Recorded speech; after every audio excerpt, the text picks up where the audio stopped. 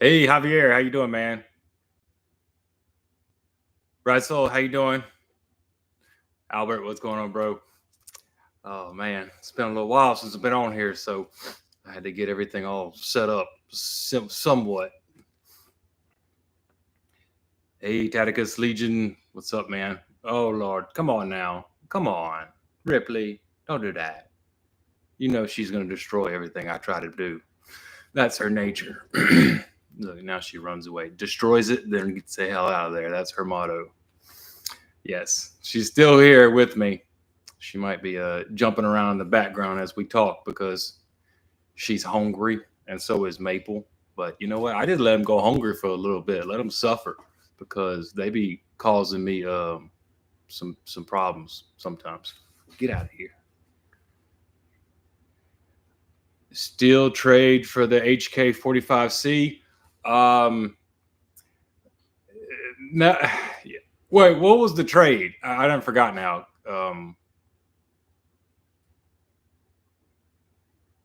Because last time I was on here, or last time I told y'all, is that the I was getting another P2000, okay, and I did, and it's brand new, okay. I got it, from that Turner's Sportsman's, and I got it for a very good price. I mean, like, I couldn't resist it. And then after that, I got the P2000 SK. So I basically got the SK because of how much I love the P2000. And and if I can make the P2000 a little bit smaller for carry, that's what I wanted to do, and that's why I got the SK. And man, I've only shot it one time so far, but the recoil is almost the same as the P2000. So, and I did kind of look at the weight of both of them. They do, even though the P2000 SK is a little bit smaller in all the dimensions, the weight is about the same. So, I mean, not that it's a heavy pistol or anything. The P2000 is not that heavy. I think it's just 24 ounces is what it is. Hey, Lip Biscuit, how you doing, man? Oh, the Battlefield 6 beta just came out, huh? I've been playing. Well, I haven't played recently, but I did buy all the Battlefield games not too long ago, and I wanted to start my way with 1 through 5, and out of the ones I've played so far, the World War II one, I love that one. That one was my stuff. I like the old, like anything of World War One, World War II. I think Call of Duty had one too. That was World War II. I enjoy those the most. Um, Albert, you said you remember when they said they wouldn't ship, and I said, "Oh yeah, yeah, Albert, yeah." So you're the one that basically told me because California's Turner store won't ship out of the state, but I think Arizona or the other Turner store they would. So I talked to the wrong person because he was like, "We can't ship it out of state." I'm like, what's the point of even have it online? And then if you can't ship it out of the state, I've never heard of that before, but whatever California's weird ass laws are, they won't ship it out. But Arizona, I think will, and that's the one that I got it from. Battlefield 1 is probably your favorite, Limp Bizkit. Okay, I think that's the one. Is that the old one? Because whichever one is the old one is the one that I like the most. I put that. I put that. I put it on like a little bit harder than normal difficulty. Man, I was just like sneaking around them trenches, and I mean, I just peeked my head out like that, and I get shot. I'm like, damn it, this is a realistic game right here. So I enjoy the realistic type of games though. It was fun, and I love the automatic weapons are good and everything, but I love just taking that K98 Mauser bolt action and just going to town with that one on people. I'll usually use the Mauser, the bolt action, or the 1911. I will use my pistol in games for as long as I can because I don't know, the satisfaction of using the pistol is always fun to me. So I'll use a pistol in a game for as long as I can before I have to switch to another gun. Okay, Albert, you got the HK. You went with the 45, the HK45C because you got the SK brand new already. Okay, that's awesome. I actually an HK45C did pop up in one of my pawn shops locally, and it was tempting. I don't have any 45s anymore. I sold my P220s, not 320s. We're supposed to be talking about 320s, but we're getting a little sidetracked here. But I sold my 220s that I had. But if I was to get another 45, it would probably be the HK 45C, just because of the, it's similar to the P2000 ergos and stuff like that. And apparently the P2000 ergos is my dream fitting gun for my hands. My P30 feels good in my hands, but I'm going to make another video comparing both of them and explain to y'all what the difference is for my hands. The P2000, as I squeeze with these fingers, it pushes the webbing right here up into the gun more. So it's like, as I squeeze here, this goes up. And if that goes into the gun more, then when you shoot the gun, you're gonna have really good recoil management. And that's what I found out I have with that gun. I mean, just right when I put it in my hand, I've never gotten such a good grip on a gun before, but that one just, it fits me. I got it right here, but I can't show it on the live. So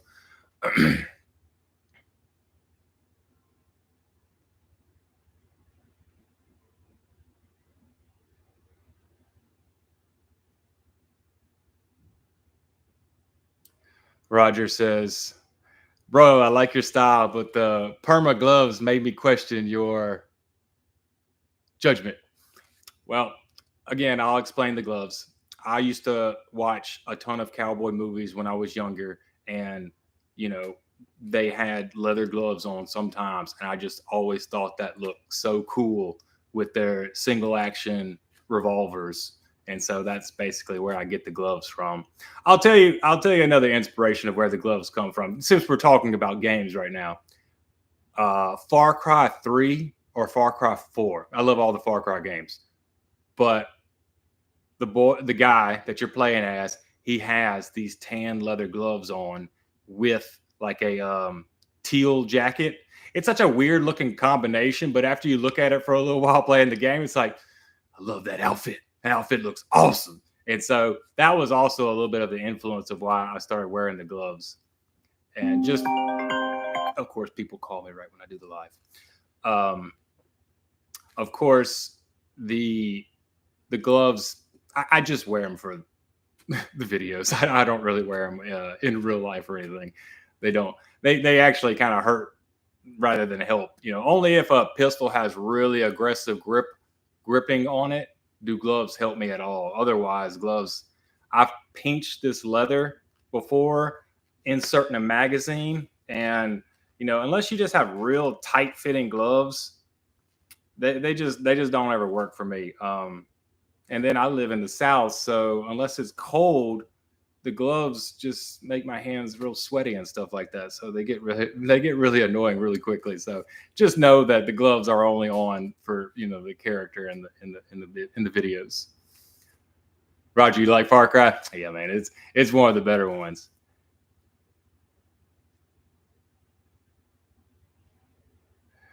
Tactical says, heck yeah, Tremors is a Western. I love Tremors, man. That's one of my favorite movies ever. The first one, I just recently watched like the first three not too long ago. First one is definitely the best one. I give props to all the realistic worms that they used in it. I love the realistic effects, practical effects. Yes, I'm a firearm guy. Yeah, Limp Bizkit, I agree. Far Cry 5 was where it peaked at. And Far Cry 6, I played Far Cry 6, but the story was so lame. Like, they updated the graphics and stuff like that. It looked good. But the story, that was like the worst. Every story to the Far Cry games have been really good. But the sixth one was like, it was just like so weak. I was like, where did this one come from? Y'all should have just skipped this one. Oh, thank you, Roger. I'm glad you like the gloves. It's a good shtick.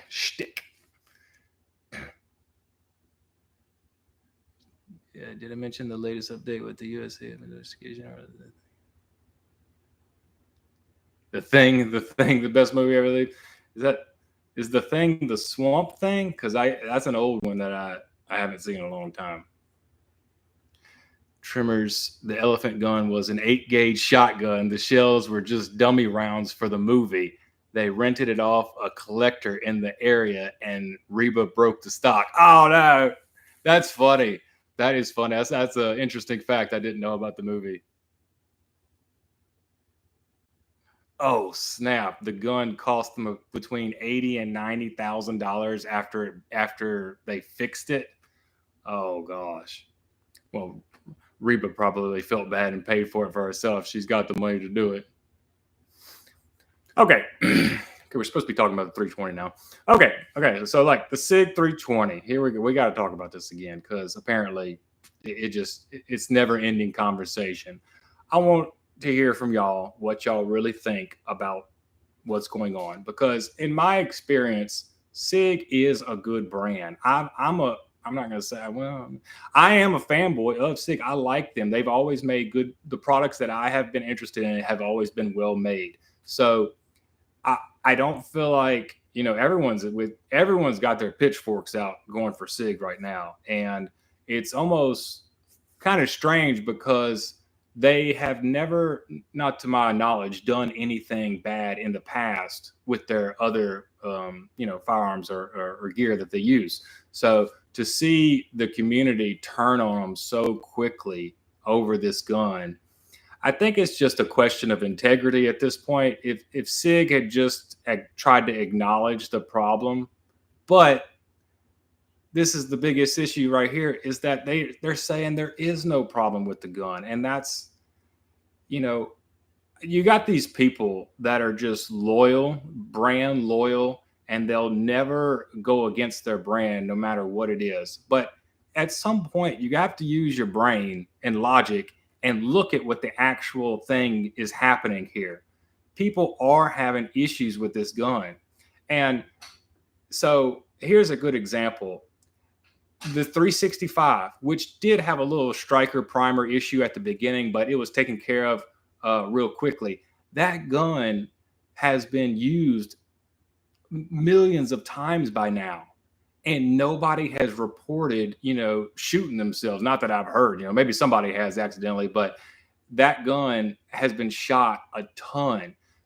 I'm using the 365 as an example because the 320, which is used by our military now, and a lot of people because it's really popular, they both have a popularity kind of battle. So they're both being used widespread, but you're not seeing or hearing about the 365 going off in people's holsters.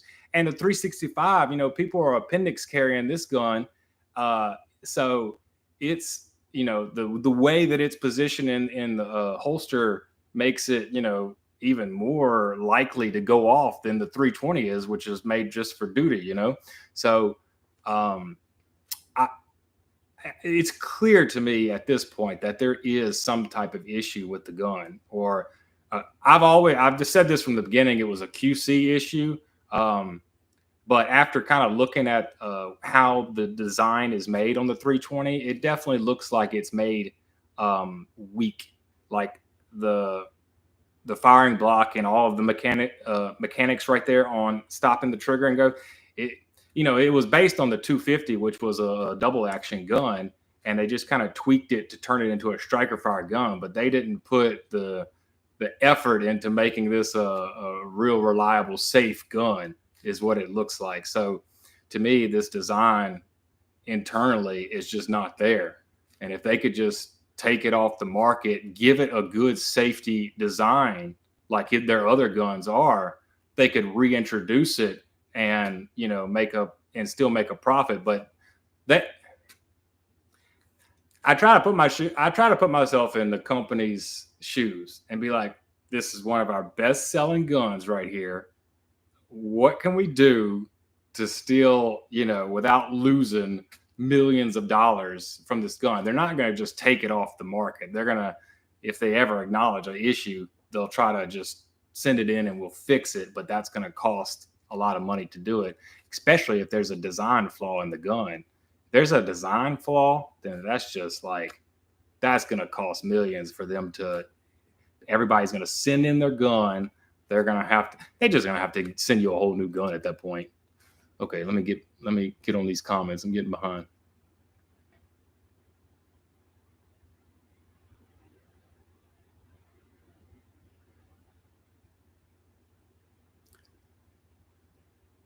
Okay, Limp Bizkit. Like I said earlier, how poorly they've been handling the 220 issues, and with how badly they're gaslighting the customers, I'm done. I won't ever give Sig any money. Yeah. See, I think that's a lot of people too, because they just don't like how the situation is being handled, especially when there's evidence that's being plainly presented to everybody. So even if they do fix the issue, so many people have now just written them off completely that they're going to lose money just from that, you know? Okay, Albert says, I think the legacy models like the hammer fire guns are good. I have no experience with their striker fire. Yeah, well, I can vouch for their hammer fire guns. The 226, 229, all of those are solid guns. I mean, like, if if the P2000 hadn't come along, yeah, I would still claim that the 226 is my favorite gun of all time. But I think the 2000 has now dethroned it from the top. But they're all solid guns. I have no issue with them. And for the longest time, I wanted a 229. But when I finally put one in my hand, you know, for carry, when I was going to, you know, possibly carry the gun, it don't feel as good to me with my hand as the 226 is. So I've never gotten it. Okay, Roger says, negative hype aside, the 320 will not recover from this bad press. It just can't when there's so many competitors that do the same thing. As a brand, Sig will survive. Yeah. This is the golden age of firearms right here. And we have so many other choices on the market that it's just not worth it. It's not worth taking the risk on this gun. Tacticalist says, my 2 cents is they Frankenstein the P250. Yes, exactly. But didn't stop to think that making a system originally designed as a double action only into a striker fire with no true firing pin block and trigger safety was a bad idea. Yeah. I mean, if this was the gun that they was going to present to the military, I would think they would try really hard to make sure everything was perfect on this gun, you know? But I don't know. Nick says, honesty is the best policy. I agree. Nick says, the P10C or the PDP all day over the P320. I still want both of those guns. I don't want them as much now that I've gotten the P2000s and stuff like that, but I would still love to get the P10C and the PDP. I did have a PDP on layaway, but I had to cancel it because of life events and everything like that. I just couldn't afford to get it at the moment. So, yeah, it was kind of sad to cancel it. It made me sad. Apparently, Limp Bizkit, apparently the striker safety on the 320 is disengaged when you hit the wall on the trigger. Yeah, I mean, look, Sig... Okay, we've all seen the Wyoming gun project thing where he squeezes the end of the slide after pulling the trigger. Sig has always claimed that the gun will not go off unless you pull the trigger. So Wyoming's little test where he's pulling the trigger and then manipulates something to get the striker to go off, to me, he's proven that Sig has told you exactly that. Like, if you pull the trigger, the gun's going to go off. And even though he wasn't, you know, he hadn't pulled it all the way through yet, not that many people squeeze the trigger of a gun about to shoot it and then try to mess with the slide in some type of way to get it to fire. You know, if you're squeezing the trigger of a gun, you're about to shoot. Like, you're about to shoot. So as soon as you pull back on the trigger, the way I'm understanding it is that you're disengaging every safety feature there is on the gun. So if you do anything to the gun, it may go off. And then they had a couple other guys come out there and say, you can do this with every striker fired gun, or most of them. Even the Glock will do it. Now, what the controversy is now is that Sig, the 320, you don't have to pull on it very far to get it to go off.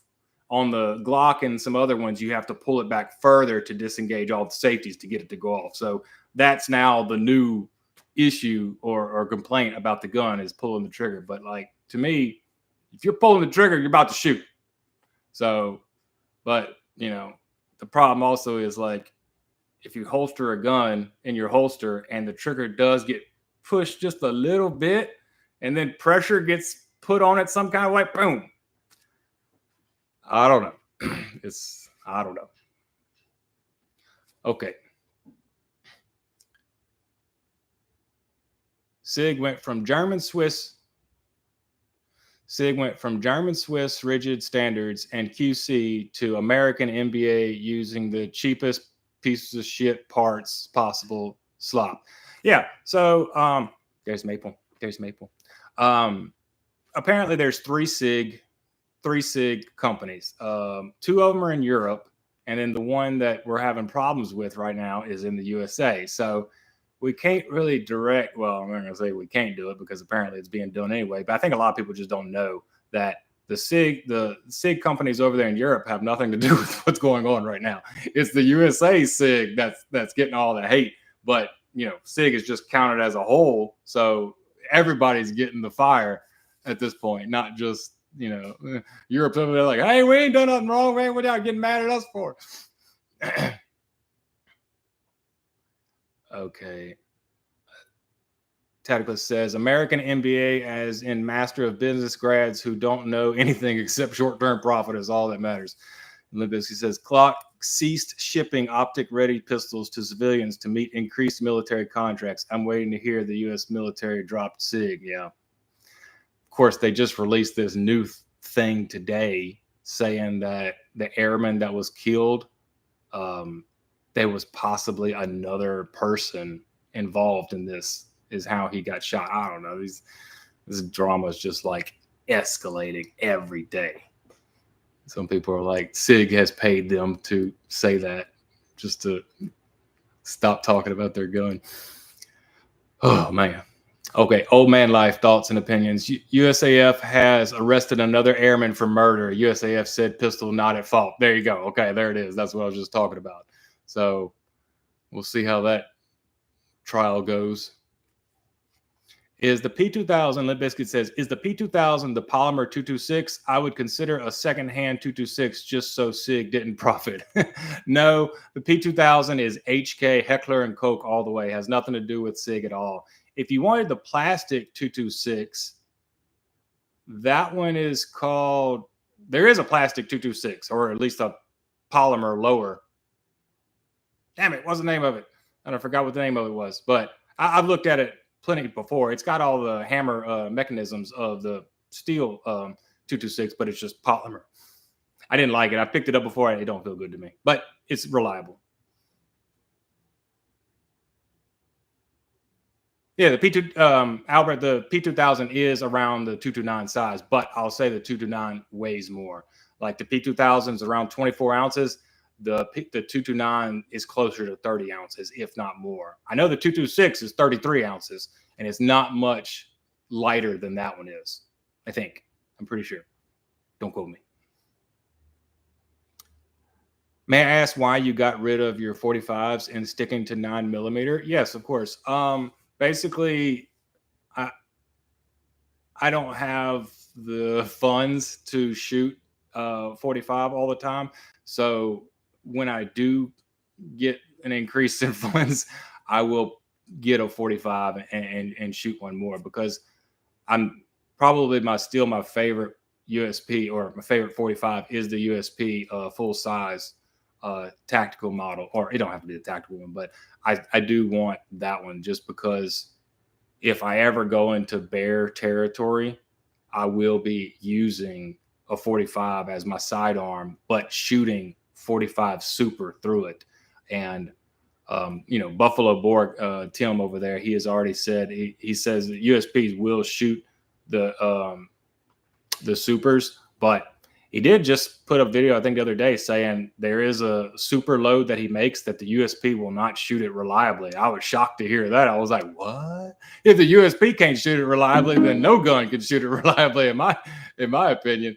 So I bet it's probably a 1911 specific 1911 that can handle it. But if the USB, I was just shocked to hear. I was like, what? The USB can't handle it? Well, if the USB can't handle it, you need to go back and redesign whatever you just made then, because that gun can handle anything. That's why it was made. Yeah, so basically I'm just not using 45s right now just because I can't afford to shoot it. Sponsor come along and give me some 45 ammo, I would definitely get one. Salvador Sig, self-inflicted gunshot. Yep, basically. Limp Bizkit, he didn't pull the trigger. He only took up the slack. Sig has since updated the state to say, unless the trigger is pulled to the rear. I saw that. Yeah. So they went from pulling the trigger to pulling the trigger to the rear, changing those notes as things come out. Has anyone tried, Tactical says, has anyone tried replicating this with the pre-upgraded Sig P320 that had the original thick trigger that isn't drop safe? I always liked the thick trigger. Actually, the first 320 that I ever bought, I've only bought 2 of them, but the first one that I ever bought had the thick trigger on it. And I'll have to pull out, I might make a video showing off. I don't know why I don't know what this wouldn't be saying anything new, but the two 320s I had, and I had the old one with the thick trigger. I never had any issues with it. It actually shot better than my brand new Glock 34 that I had. My Glock 34, brand new, I'd already shot, a couple hundred rounds through it. I would get jams in that gun, and whatever ammo I was using, the 320 would cycle it with no problem. And I don't think I've ever had a jam. It was a used 320, of course, so somebody had already ran it, but I gave that Glock a long-term break-in period, and it still gave me issues sometimes. So I know Glocks are solid guns and stuff like that, but I just had a bad experience with my Glock 34. And plus, the ergonomics of a full-size Glock are like the worst thing on the planet. I still have never shot a gun before that hurt my hand after a couple magazines, but the Glock did. And I just some people, it fits y'all fine. That's fine, but not me. It doesn't fit me good at all. I think the only gun I've ever held that was more uncomfortable than the Glock was a ridiculous Desert Eagle. That's the most unergonomic gun ever. Okay, so how's the new crib? Oh, well, here it is right here. It's okay. It's doable. Rent is a little cheaper and stuff like that here, so I'm able to make it do. I'm still kind of setting up some stuff and making it look nice, but it's fine. Limp Bizkit says, I'll stick with the M&P 2.0 for my polymer striker fire gun, but I'm moving on to 2011s in general. I'm scared to move on to 2011s because I'm scared I'm going to love it. And they're so expensive to use because, the 1911s have the best trigger. I've always said this too. Accuracy with a pistol is really trigger. Everything is trigger. So to me, you want a gun that has a really good trigger and you'll be able to shoot it easier, and the 1911s have the best trigger, or the 2011s, both of them.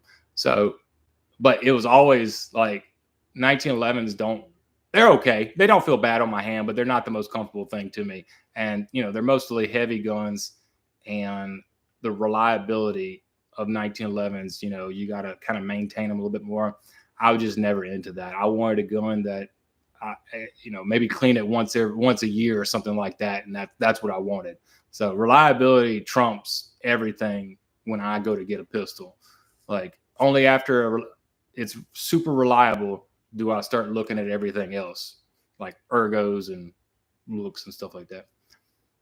Yeah, but the MMPs are solid. My buddy's got one as well. The Sig P320 would make a great mother-in-law a great mother-in-law gift. Yep, I bet it would.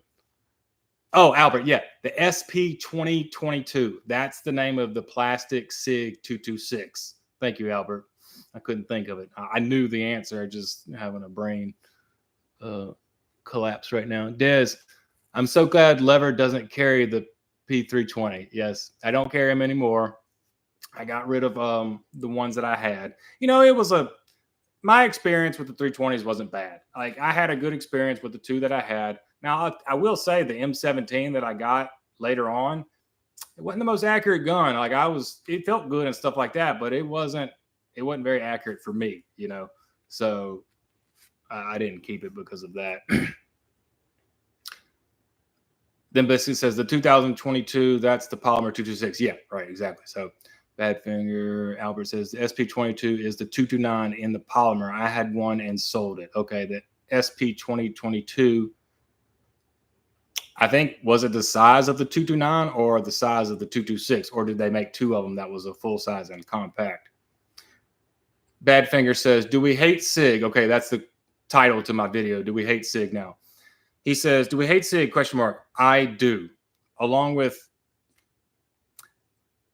that, thieves, cheaters, and liars. Don't care what others' opinions are, as they won't change mine. Okay, so I don't think you're alone on that one too, because it appears to us that they are lying about the product because, you know, general public is having issues with them. Some people are. It just seems like a shake. I think if I was the Sig company, even if there wasn't a problem with the gun, I think I would still come out there and say, hey, if y'all are having issues, send the gun back and we'll do some upgrades to it. And, well, they would really have to fix it if there was an issue. You know what I mean? You know, they could just tweak a couple of things in the gun and then send it back to where it's never have a problem before. But I'm not no like technician or anything. I don't know what they would have to do to get it to turn into a normal, reliable striker fired gun.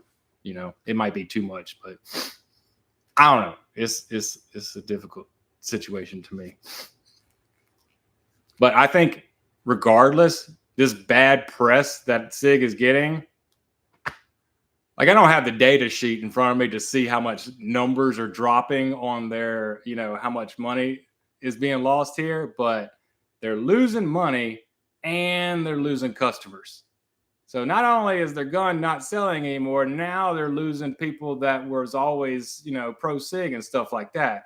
And I think if they do, they'll survive this. I'm sure they'll survive this, but it's going to be like years before people start like trusting them again and start going back up. So it's getting hit with the double whammy right now. And just like you said, even if you haven't had any issues with SIGs, just them lying about this issue is enough to turn you off and all of their products. I think I heard a podcast the other day with two people saying, well, I don't, one of them was like, I don't know if he was a gun person or not, but one of them was and one of them wasn't. But one guy says, well, if there is a problem with the 320, that doesn't mean I won't buy other SIG products. And then the question went to the other guy that was a gun guy, and he said, oh, I think I will stop buying all the SIG products, because if they've cheaped out on this gun, they may have cheaped out on other things too. And then it's just the fact of the matter that they're, you know, not telling the truth about the matter is what's put off a lot of people as well. So, you know, this is interesting hearing two different opinions about it. 357, you finally noticed, huh? Uncle Rico over them mountains, son. My favorite character of all time. He is the shit. I love Uncle Rico. Okay, Sunday Shooter. The Sunday Shooter. Glock frame will punish the user for not using a weaver stance with both thumbs pressed forward. Okay. Well, I do remember when I had my Glock that my normal grip just wasn't doing it. I basically had to, instead of holding it right here, I had to tweak my hand around to the right a little bit more, so that, and so this, I'll explain why the grip has never worked for me. So just say this is the Glock. It's not the angle of the Glock grip that gets me, okay? Because the Lugers, you know, the old Lugers, the German Lugers and stuff like that, and Ruger's 22 has that German style Luger angle. It's not that angle that bothers me. It's the fact that at the angle right here, at the bottom of it, they have a hump that's at the bottom of the gun. Usually the hump is around the middle of the gun, so it kind of goes in your palm a little bit. But Glock has made that hump at the bottom of the grip, and it is like that bump just goes into my hand and actually causes pain after a little while. So that's the only company that I have seen that put the hump at the bottom of the grip. That's when the Polymer 80 and these other copies of the Glocks came out. They just made it straight. I'm like, that's all they had to do. That's all they had to do to the gun, and I wouldn't have any issues with it. But because they have that stupid ass little hump at the bottom, it just doesn't work well with my hands. Limp Bizkit says, I love my Live Free Armory Apollo 11. Got it from Cabela's for under $900. The TSUS Mac 2011s are supposed to be good too. I've heard good things about them as well. Also, seldom clean my guns, and I've had no issues with my Apollo 11. Okay, good. The more good things I hear about the 2011s and stuff like that, where you don't really have to clean. I don't mind cleaning a gun after maybe 1,000 rounds or something like that. But if it goes to 500 or 300 rounds and stuff like that, and I have to clean it, I don't want to do it. Sig is also making a 2011. No word on it if it'll have the 320 shake awake feature though. Let's hope it doesn't. Tacticless says Sig has ruined its reputation to the point I can't even trust a brand new 226 off the factory floor. That's sad. That's really sad because just recently I did go into a gun store and they re-released the old West German 226. It's not made out of stamped sheet metal like the old one was, but it doesn't have the rail, the light rail on it, and it's pretty much a clone of the old one. Close, not exactly, but I picked it up and I pulled on it. The trigger is really nice. Like the double action pull on it was smoother, I think, than my Legion was. And I was like, wow, that's pretty nice. So I will say that new clone 226 of the West German that's come out, it did feel good. Whether it works long term or not, I don't know. So that's why it's always like better to see how you just use other people that have the money to get these guns and see how they do long term, because every gun will, most guns feel good right away.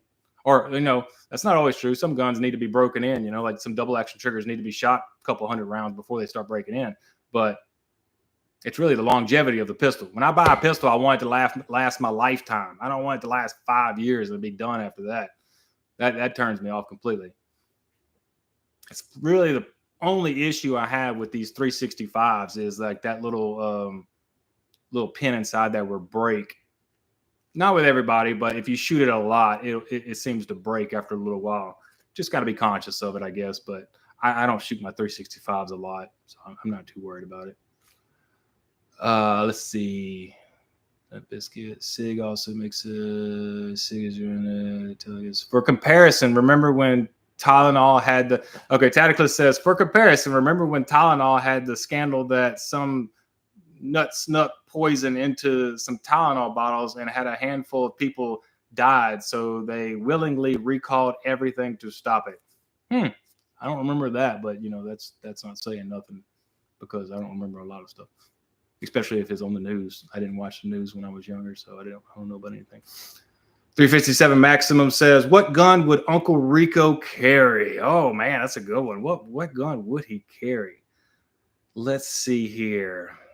I think he's a high point guy. Oh, no, not a high point guy. I just hope not. Yeah, I'm Charles Hetrick. Yeah, I'm late, but it sounds like we're discussing why the M9A1 is the greatest pistol ever made. Close enough. Yeah, I like it. It is a great pistol. I just went in my gun safe earlier and I was going through all my Berettas and everything. I'm like, the P2000's got a good double action trigger and everything like that, but when you put up the Beretta's double action, I'm like, that's how it's supposed to feel right there. I just like the only thing that's ever turned me off about all HKs is the plastic trigger. I wish they all came with a metal trigger. Metal triggers feel the best to me. I don't like plastic triggers, but if that's the only thing I have to worry about on them, it's fine. And they seem to hold up. Otherwise, we would have heard about them breaking and stuff. Okay, Tacticless says hang on, Charles. Watch Grand Thumb's drop test video. His fancy 2011s failed. I think I saw that. Yeah. I mean, it's just something that you have to be aware of when you buy them. They're not, bulletproof or drop proof in this case. Don't drop your gun. I have never dropped my gun. I have never. Is that true? Let me think. I think I did finally drop one of my pistols, and it was this past year. I was getting out the car, and I had it right there on the bag, and it just kind of slipped off the bag and went on the grass. But I have never dropped my pistol before. And I've thrown my pistol on the ground, just kind of lobbed it there, but I've never just dropped my pistol before. I think you should, if you're handling something that could possibly kill you, you need to be, your focus needs to always be on keeping this thing in your hand, in control. Don't ever drop that gun. I've dropped a knife before. Ask me if I've dropped a knife before. Yes. And you see me do a little hop sketch so it avoids my feet. It was funny. Okay. The Tylenol thing was a scandal in the 1980s and around the Chicago area because Tylenol handled it. It's been forgotten. Okay. Limbet says a lot of hammer-fired pistols don't do well with the drop test. Yeah, that's unfortunate. I like hammer-fired guns. That's my thing, actually. I think I like them. I don't mind striker-fired guns and stuff like that, but for some reason, I gravitate towards all hammer-fired guns now. So, all right, guys. Well, that's we go on 42 minutes right here. We talked a little bit about the 320, and I just wanted to get some of y'all's opinion on it and stuff like that. I want to know if y'all still buy Sig products after this, whether it gets resolved or not, because I have a few Sig guns, and if y'all are not really interested in seeing them on camera, then I just won't. I'll focus on other guns. But if y'all want to see 226s or the 365, I'll continue to put them on the channel. But if most of y'all just we don't want to see no SIGs, that's fine. I'll just use those on something else, But I just want to know from y'all if y'all wanted to see any SIG guns or not, because I just try to do what y'all want to see in general now. But I will say, I hope y'all like the P2000 and the P2000 SK, because a lot of videos are going to be coming. I like it too much to not do anything with it. But I want to compare it. Now that I found, I think, my pistol that I love the most, I want to compare it to the rest of my little stock of pistols that I have. So I've already filmed a good bit of comparison videos of showing you the recoil difference and the handling of the P2000 compared to something else, like the Beretta 92 compact that I have that I like a lot. That's a soft shooting gun, man. I think I told y'all before, but that new hammer, skeletonized hammer that I got, made that gun shoot really soft. I mean, it shoots as soft as any of the full-size guns. So that was an interesting upgrade that I was not expecting.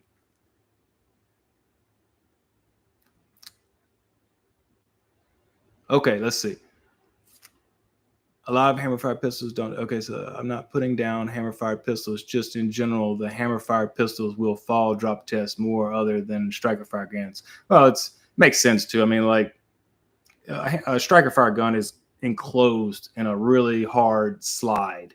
It's just all protected inside there. I would still think, because even though a hammer-fired gun might be susceptible to that, it's still steel that's being dropped on the ground. Concrete is not as hard as steel is. So to see them break, I think it has more to do with the springs that's holding the hammer back and stuff like that, as it is the actual material of the gun. Because, steel is really hard stuff. You really got to put it through some work to get it to break. It depends, it depends on the heat treatment and stuff like that. You got different hardness levels of steel and stuff like that. So, and it's stainless steel is what I understand. Well, the SIGs are, the 226s is stainless steel, and it's just parkerized or whatever they're using to do the coating on. The old West Germans was a stamped sheet metal thing, but stainless steel is very hard, and I just don't see them breaking from concrete or anything like that. I mean, you got to really put some pressure on to break those things. Okay. Sunday Shooter, definitely want to see the pre-upgrade 320. Okay, well, I have old videos of me shooting the old 320 that I have, but I mean, if you are looking for problems, there is none. I didn't have any problems with that gun. Now, I'll tell you a problem that I did have, but it was error. It was user error induced. When I got the M17 that had the safety on it now, I was trying to draw it from the holster so fast that when I came up, I would engage the safety as I came up. So I would put it on fire and holster it. Okay. I wouldn't put the safety on like you would. I would just leave it on fire and holster it. And then when I come out real fast, it's ready to go. But I have quite a few shots of me coming out the holster real fast and my thumb accidentally engaging the safety and it didn't shoot for me. I was like, what is happening right here? And then finally in one of the videos, like the fourth time I did it, I was like, I think I'm engaging the safety as I draw. So really I was trying to go as fast as I could. So it was really going too fast, you know, but yeah, just got to go slow down a little bit and I would have been fine. But okay, let's see. I'm not putting down. Let's see. Definitely want to see. We need a lever. We need. Okay, Limp Bizkit says we need a Leverboy gets an Alpha AK video. I want an AK. I've always wanted an AK. Just don't have one yet. Hey, you could build an AK like the Whitetail Militia AK from Far Cry 5. Yeah, that'd be nice. I would do it. I would absolutely do it. I shot my buddy's Romanian AK, and one thing I did notice, it was a soft shooting gun. I liked it, but the one thing I didn't like is that when I pulled the trigger, that trigger kicked back out and slapped the shit out of my finger. Like it just like every time I pulled it and let go, the reset on the trigger was like real fast. So I have a tendency that when I pull the trigger, I let go of the trigger. Okay, like doom doom. I let go. But, you know, you're supposed to like pull the trigger and then kind of just gradually let go of the reset. I'm so used to like long double actions. Like I feel like I'm a revolver person because I'm used to pulling a trigger and then letting go fully and then pulling it again. So what happened on the AK is when I was shooting, I was letting go, I was pulling it and then letting go all the way. But the trigger was coming back as I was letting it go and it would slap my finger. I was like, hell is going on here? Why is it slapping the shit out of my finger? But I think it's just the way I was releasing the trigger. I don't know if all AKs do that, but my buddies that I was shooting, it definitely did do that. Did it have an FRT in it? I don't know. I'd have to ask them. I'm not sure, but slapped the shit out of my finger. All right, guys, I appreciate y'all getting on here. I'm going to get on here again tomorrow night at 7 o'clock again. We're going to have a new topic I'm going to discuss. So y'all be sure to jump on here and we're going to talk about it because I've been missing y'all a lot because I had to do all this stuff. And then I got sick right after I moved into the new place and stuff like that. So it put me off. But be sure to go over there and join my Patreon if y'all like. And that really helps me out. I really, finances have been kind of lately. So I've been really on the verge of some things. So any type of support or help y'all can do, I'll greatly appreciate it. But I got a Ruger Ranch video. I've been working on it for like fucking 3 months or something like that. But it's a full video of me shooting the Ruger Ranch and sighting it in, or, you know, seeing what the accuracy is with different ammo types that I had bought. And it was 7.62 by 39, by the way. So it's the AK round. I love the AK round, but I just don't have the AK yet. But I got the Ruger Ranch Gen 2, and man, I love that gun. I'm gonna put inside the video real quickly. YouTube has an issue with you showing hunting on a video, but I want to show y'all the kill that I made last year with it. 240 yards. I dropped a 4-point with the Ruger Ranch. That bullet said, Now I set it up. I set up the camera and everything. I was on the ground. I hadn't gotten to my deer stand yet. I was walking to my deer stand. Okay.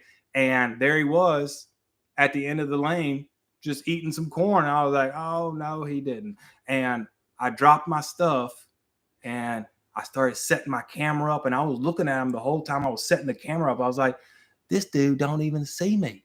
I'm 240 yards away. He don't see nothing. So I'm like, I'm gonna set it all up. So I set up my camera on the tripod, and then I laid prone on the ground, took my backpack off, put it in front of me, and I was prone, aiming at the full point from 240 yards. And I said, now I don't want to spoil everything. I'll tell the story again when I do the video, but he kind of turned towards me, like facing at me a little bit, but off to the side a little bit. And I'll tell you all this right now. I won't shortchange you and lie to you, but I was actually aiming for his chest. Okay. So he was like this. Let's just say he was like at this angle. I was really aiming at his chest. Oh, the camera's reversed. I always forget that. But I was actually aiming at his chest, but the bullet went like, and that would be his like back, his spine and stuff like that right here behind him. And I could see that, but the bullet went like that and hit him right on the top of the spine.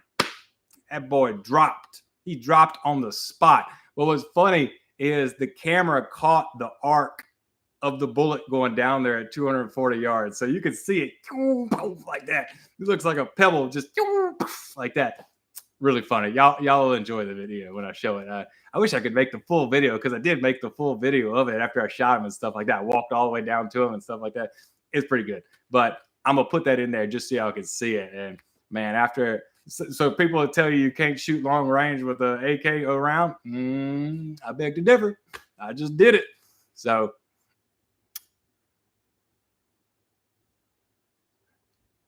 okay, guys. Well, appreciate y'all getting on here, and I will see y'all tomorrow night at 7 p.m. Okay? All right. Y'all take care. Appreciate y'all getting on here. Uncle Rico, out.